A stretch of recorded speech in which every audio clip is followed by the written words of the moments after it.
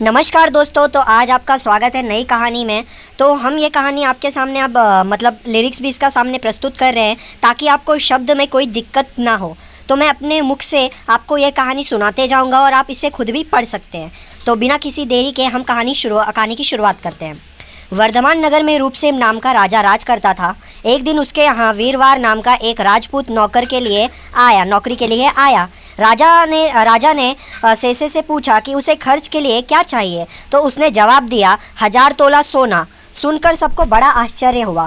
राजा ने पूछा तुम्हारे साथ कौन कौन है? उसने जवाब दिया मेरी स्त्री, बेटा और बेटी। राजा को और भी अचंभा हुआ, आखिर 4 जने इतने धन का क्या करेंगे? फिर भी उसने उसकी बात मान ली।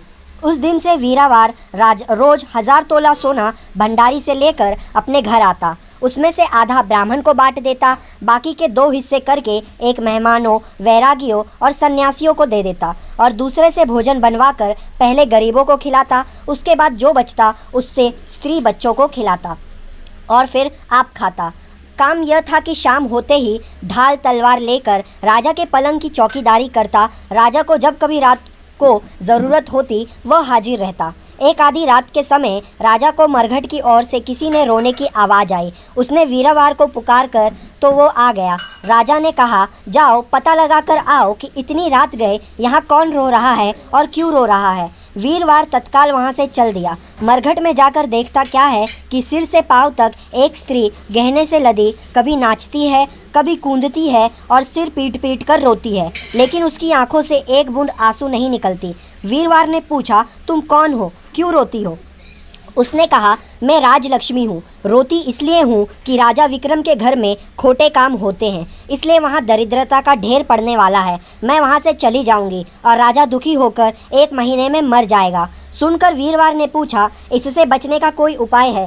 स्त्री बोली हाँ है। ये सब पूरब में 1 योजन पर एक देवी का मंदिर है। अगर तुम उस देवी पर अपने बेटे का शीश चढ़ा दो विपदा टल सकती है। फिर राजा 100 बरस तक बेकटक राज करेगा।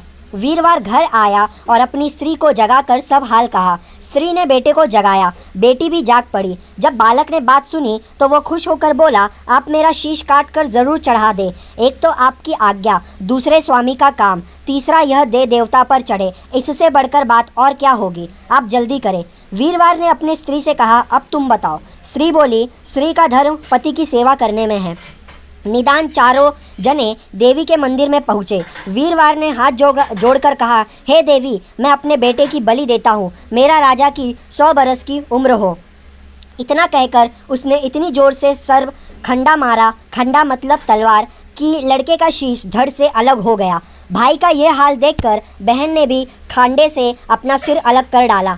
बेटा बेटी चले गए तो दुखी माँ ने भी उन्हीं का रास्ता पकड़ा और अपनी गर्दन काट दी। वीरवार ने सोचा कि घर में कोई नहीं रहा तो मैं ही जीकर क्या करूँगा। उसने भी अपना सिर काट डाला। राजा को जब यह मालूम हुआ तो वो वहाँ आया। उसे बड़ा दुख हुआ कि उसके लिए 4 प्राणियों की जान चली गई। वो सोचने लगा कि ऐसा राज करने से धिक्कार है। यह सोच उसने तलवार उठा ली और जैसे ही अपना सिर काटने को हुआ कि देवी प्रकट होकर उसका हाथ पकड़ लिया। बोली राजन, मैं तेरे साहस से प्रसन्न हूँ, तू जो वर मांगेगा सो दूंगी। राजा ने कहा देवी तुम में प्रसन्न हो तो इन 4 को जिला दो। जिला दो मतलब जिंदा कर दो। देवी ने अमृत छिड़क कर उन 4 को फिर से जिला दिया। इतना कहकर बैताल बोला राजा बताओ सबसे ज़्यादा पुण्य किसका हुआ? राजा बोला राजा का। बैताल ने पूछा क्यों? राजा ने कहा इसलिए कि स्वामी के लिए चाकर का प्राण देना धर्म है, लेकिन चाकर के लिए राजा का राजपद को छोड़ जान को तिनके के समान समझकर देने को तैयार हो जाना बहुत बड़ी बात है। यह सुन बैताल गायब हो गया और पेड़ पर जा लटका। बेचारा राजा दौड़ा दौड़ा वहाँ पहुँचा और फिर पकड़कर लाया तो बैताल ने चौथी कहानी कही। तो आपको यहाँ 25वीं बैताली कहानी सुनाई जाएगी। तो प्लीज़ इस चैनल को सब्सक्राइब कर दे, लाइक कर दे, शेयर कर दे। और अगर आपको ये स्टोरी अच्छी लगी और मेरी आवाज़ अच्छी लगी, आपको सुनने में मज़ा आ रहा है, तो प्लीज़ वीडियो को शेयर कर दीजिए और ये लॉकडाउन में ये कहानियों का आनंद लीजिए।